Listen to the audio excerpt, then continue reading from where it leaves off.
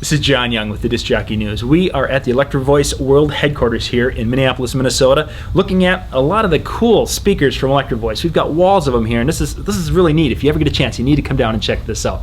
Right now, though, we're looking at the ZXA1, and I've got product specialist Mike Doucot here. Mike, a lot of guys are they're doing ceremonies, and they're using probably just like the tops. How would they connect something like that up if they're in a remote location, like they're doing a backyard? What do they need to make that work? And if they've got their board, what can I do with that? Very simple. All you need signal and power. Obviously 110, 120 volt power supply here, along with an XLR input, and you'll be ready to go.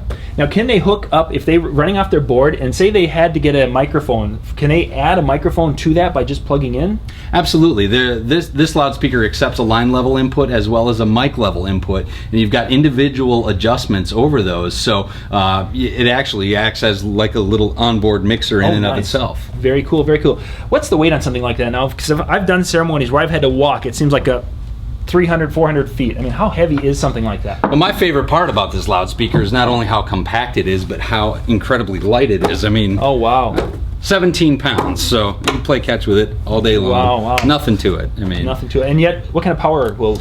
800 watts, so plenty of output, and you know, the level of detail. It sounds fantastic, and you know, really for its size and weight, it can't be beat. Very neat, very neat. And if we're out doing that ceremony now, how would, as far as placement of speakers, how would you recommend? I mean, it's something that we should have two of them together. Should we spread them apart? What do you?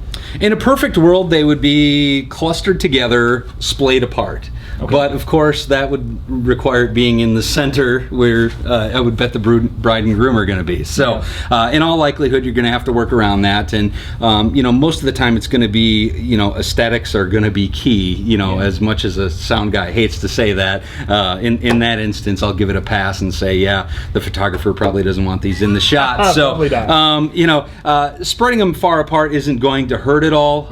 You know, generally speaking, though.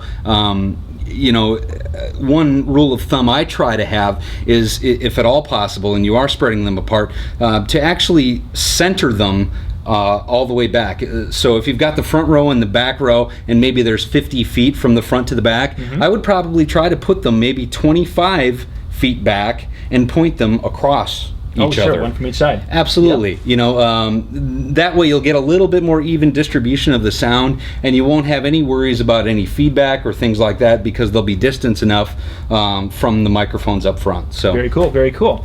We'll put a link in the description below so you can check out the ZXA1, which is this cabinet right here. This is John Young with the Disc Jockey News.